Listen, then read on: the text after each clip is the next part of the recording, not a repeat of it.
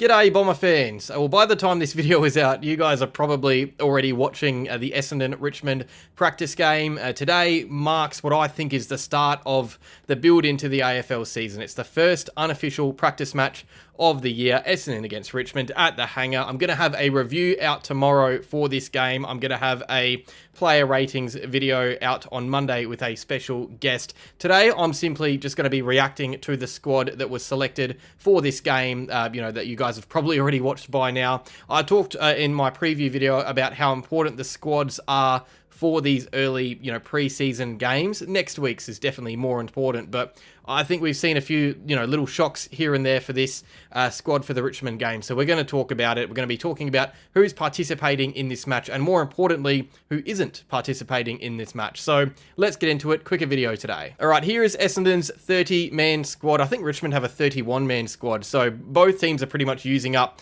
most of the available players on their list and some senior players being rested. So it's a very young squad. We've got 19 players under the age of 25, only 11 players over 25. There are actually more players under the age of 21. We've got 13 players here under 21 and 11 over 25. So it's a very, very young team. It's pretty much a team of babies and first year players. You've got, I think, 5 players there who are yet to make their debut for the club, or 6 players actually, including Braden Fiorini. And then you've got all the second year players from last year, excluding Isaac Kako. So that's a really, really young team. And that's going to be fun because these unofficial practice matches, results don't matter too much, as we know. It doesn't really matter who wins and losers. Next week, there's going to be a bit more intensity, and you'd expect that the senior players, or most of the senior players on the outside, will be involved a bit more than they are for this game. But for now, we do get a good look at a lot of the younger players on our squad and see really who can audition and put their foot forward to be in the team come round one, because that's going to be a fascinating talking point heading into round one. So that defence, for example, you've got Andy McGrath, Zach Reed, and Ben Mackay. They're kind of locked into that round one team. After that, every single name there is either a first or a second year player. Tsatas Hawley is, I guess, technically a third year player, but from the mid-season draft, so barely. So it shows you how inexperienced that zone is as soon as a few names go missing. So Mason Redmond, Jordan Ridley, not featuring. I'll talk about them in a second. But after Ben Mackay on that list I've got there on screen, everyone is a baby. Angus Clark, Zach Johnson, Jaden Nguyen, all players from last year's draft. Cale Gerine as well, who I'll talk about in a second. Then you've got Jacob Farrow and Max Kondagianis, both, in line for a potential early season debut. And that's really exciting for Max Kondagianis, by the way, because that's not someone who I thought was going to be playing anytime soon, and he still might not, but from what I'm hearing, he is making a real stamp on this team at training, and genuinely is an option for the first team at some stage, which is exciting. And this is a good audition for him because the two players kind of ahead of him in the pecking order, you'd think, well, the players that kind of play his role are Jordan Ridley and Mason Redmond, those players that roam with the footy and move it by foot. Without them playing, we're going to see him play with a bit more freedom in that back line and a bit more responsibility, which is exciting for someone who, I didn't think would be in line to play so early. So I still don't think he's a round one player in our best 23 or anything like that. But the fact that he's in this practice squad and he's been training so well, quite often with the A team, is really exciting because, he's my boy, as you guys know. I really, really liked Kondagianis in last year's draft. Cale Gerine's a really interesting one here. I think I wouldn't have been surprised if he was left out of the squad altogether. And I think if Jordan Ridley was playing in this game, Gerine probably would have been left out of the squad. But I guess we're going to see him play maybe a half a footy. I don't know if he'll run out the whole game against the Tigers. But yeah, he'll be on some of those key forwards. Obviously, no Tom Lynch and stuff like that. But you got Mykelti Lefau and Harry Armstrong. And I think there might even be Jonty Fall as well. So there's a few key forwards to keep track of, and that's going to be a good test for young Cale Gerine to see, how fit he is and if he can go contest to contest as that big defensive body. So the defensive zone is a really interesting one. Like, there's a few players that are just locked in, and the rest, flick a coin. It's really their chance to impress and audition for that round one spot. Guys like Zach Johnson, Tsatas Hawley, Jaden Nguyen, this is their chance to really impress and shine and get a gig next week when the squad sizes are cut down even further for that second practice match. The midfield is another really interesting zone as well because it's very thin. Like, there's a few names obviously missing, but Sam Durham, Jai Caldwell, Darcy Parish, Dyson Sharp down the bottom as well, who hasn't played a game yet. But after that, there's not really a pure midfielder in there. That's 4 pure midfielders in this zone. Archie Roberts is going to roam through the midfield a lot. Like, I just don't see a world where he doesn't. We don't have the midfielders in there for him to not. So I've got him listed alongside the midfielders. You've then also got Fiorini and Pryor, who will be on the wings, and we'll see how that goes. Who else joins them on the wing with that partnership? We've got the dual rucks of Lockie Blackiston and Vicentini. I think that's going to be really fun, especially because Toby Nankervis is one of the only senior Richmond players playing. In fact, their midfield is probably the most senior zone on the field, I'd suggest. You've got Jacob Hopper, Taranto. You do have Sam Lawler as well, which is going to be fun.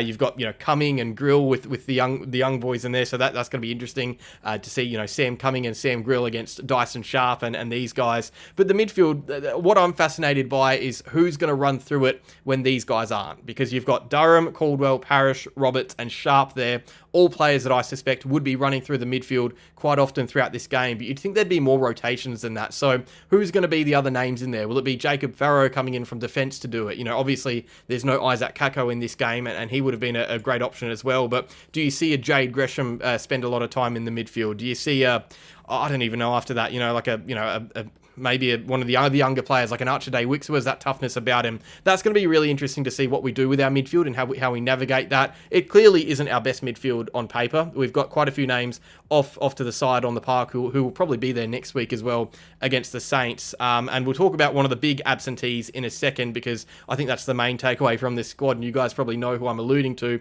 But yeah, the midfield, it's the thinnest zone for this game. Does that really matter? Not really. It's a practice match, but it'll still be good to see guys like Dyson Sharp run through there. Maybe Jacob Farrow run through there as well. See how Archie Roberts goes. I'm really keen to see how he goes with a full game, competitive game against opposition in the midfield, because he's been really good this preseason against his teammates, but now he gets to go up against, Hopper, Taranto, Lawler. That's going to be fun. Then you go to the forwards, and there's quite a few here. You've got Kyle Langford, Peter Wright, Nate Caddy, Dersma, who's going to be playing up forward, probably with a bit of wing time, you'd suspect as well. Gresham and Guelphy both play. Reece Unwin, Day Wicks, Archer May, and Liam McMahon as those second-year players. And then, of course, Hussein Elachkar, who is well and truly in the frame to play round 1 against Hawthorn. It's a deep zone, and it's going to be interesting to see how we navigate, fitting all these guys in there. I suspect that quite a lot of the guys in the forward line will play half a game or just a few quarters. It won't be full games. You look at guys like Reece Unwin, Liam McMahon, even maybe Archer Day Wicks. I don't know if these guys will play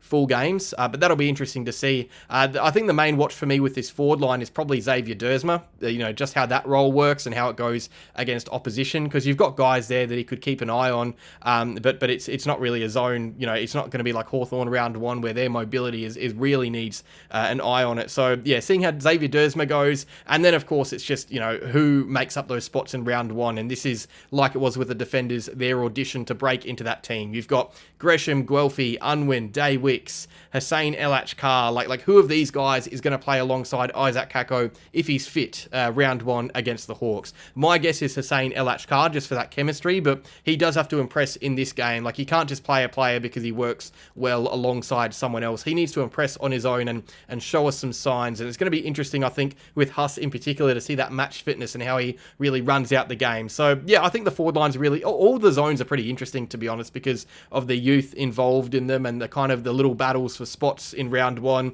the pecking order that we don't really have a clue how it looks yet. It's a good zone. It's a deep zone. I think of the squad overall, my one question mark really is the midfielder. And I guess speaking of that, let's get to the absentees so we can talk about the big name missing. So we've got a squad of 30, which means there are 15 players left to the side, either injured, unavailable, or just left out of the team. And there's one player in particular that I'm going to talk about in a second. But first, let's go through the guys that are just unavailable. There's a few that, there's most of the guys on screen won't be playing in either of these practice games.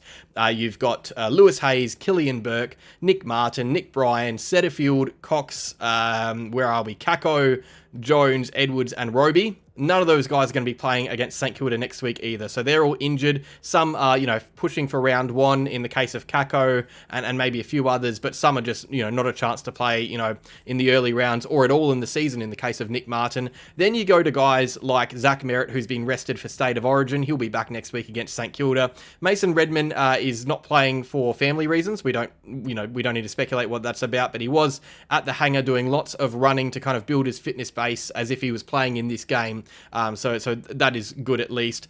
Then you've got guys like Jordan Ridley and Archie Perkins, who are both recovering from their injuries back in main training, but they've been left out of this squad, I guess, in preparation for next week when they may well be available. So they're in the frame to play against St Kilda, which is a good indication that they're both in the frame to play round 1 against Hawthorn as well. The big name here, though, and it's kind of the mystery of this squad, is Elijah Tsatas. He has been left out of the squad. There hasn't really been an explanation. I believe he's going to be playing in the VFL practice game against Richmond after the AFL one. So that to me indicates that he has been left out because there wasn't room for him in this team, which is really, really interesting because we were just talking about how thin the midfield was. So I mean, look, you don't know why he's been left out. You know, maybe it's a fitness thing. Maybe they're just giving him minutes in the VFL. Honestly, we don't know, but it's not a good indication to not be involved in the squad of 30 when there are 31 players available. So from the looks of things, I think Elijah Tsatas is the only player that's available for this game that won't be playing in it. I believe. I could be well and truly wrong there, but that is the way it's looking from the club's messaging in the squad that they released. They didn't really give a reason why Tsatas wasn't playing. So I mean, yeah, that's not a good one. This is someone that you like. He just wants to be out there playing AFL footy. He's a pick 5, of course he wants to be, but yeah, it's not a good start to the year if you're being left out of the practice match squads, and that would indicate that he's probably, you know, if he can't make the squad of 30 for the practice match, you know, how is he going to make the squad of 26 for the pre-season game next week against St Kilda? And then if that's the case, how does he make the AFL squad of 23 against Hawthorn in round 1? So it's probably a good indication that Elijah Tsatas is off to the side to start the year, potentially in the VFL, which is not ideal. And the puzzling thing is that many track watchers have been not raving about Tsatas and his form, but have been impressed with him and have liked his defensive roles. So yeah, it's an interesting one when you've got such a thin midfield. You know, as I said, there were only 4 or 5 pure midfielders playing in today's game, but Tsatas isn't included, which is really, really interesting. And I want you guys to talk in the comments below if you're watching. You know, what do you think about that? Because that's the main talking point from this squad. The fact that our former pick 5 has been left out in place of guys like, you know, Dyson Sharp, even Cale Jarine, these guys getting a go ahead, not in the same position, but the fact that they're higher in the overall team's pecking order with their structure is really fascinating to me.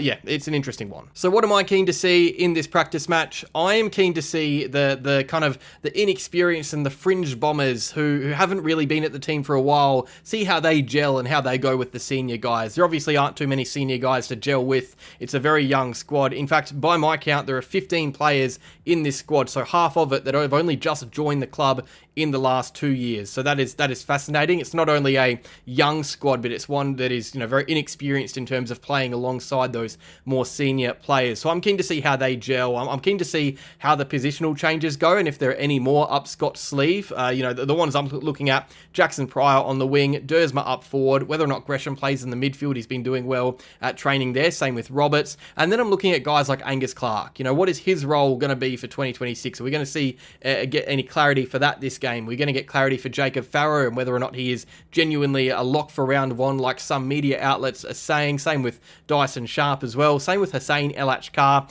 There are so many young players to really keep an eye on. It's kind of overwhelming, to be honest. Like, you'd rather there be less. But it's honestly, it's the same with Richmond. Like, both these teams are really young. I'm keen to see, you know, Cumming, Grill, all their draftees from last year, Jonty Fall, Harry Armstrong, Taj Houghton, Sam Lawler. I'm really keen to see Zane Piker. You guys might not know too much about him, but he's a really fun little crafty small forward that I think could be a decent player as well. I think this is going to be a really fun practice game. I think this is going to be 2 very young teams battling it out, kind of just with a bit of flair as well, a bit of flair and freedom this time of the year. I think next week against St Kilda is going to be a lot more structure and system based, and you have those senior players, you know, Zach Merritt, Mason Redman, Jordan Ridley coming back into the team hopefully, and that'll kind of change the outlook of it a little bit. But for this game today, you've got a lot of youth, you've got a lot of, you know, unknown with this side, so I think we're going to exit this game knowing a lot more about the Bombers in 2026. I don't even even really want to predict what we're going to know. I'm not going to predict Faro for a big game or anything like that, because we really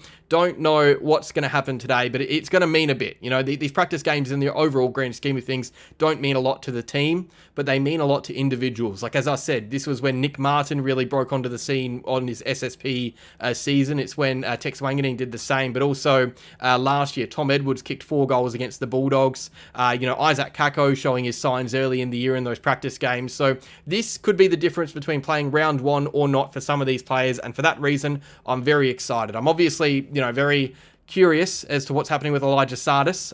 But yeah, aside from that, the squad is pretty much just every available player, so it's not too much to really talk about or focus on. But the squad next week for St Kilda, when we do that reaction, will be a lot more interesting, because that's when you really cut down the numbers. But yeah, hopefully you enjoyed the game today. I'll enjoy the game today. I want to have a video out tomorrow. I'll have another one out on Monday with a special guest going player by player. That's the one to really focus on, because these games, as I said, mean more about the players rather than everything. So guys, enjoy the game. Hopefully the Bombers, I mean, do we care if they win? Not really. It's a practice game, but make sure you like the video if you enjoyed, subscribe if you're new, and as always, go Bombers.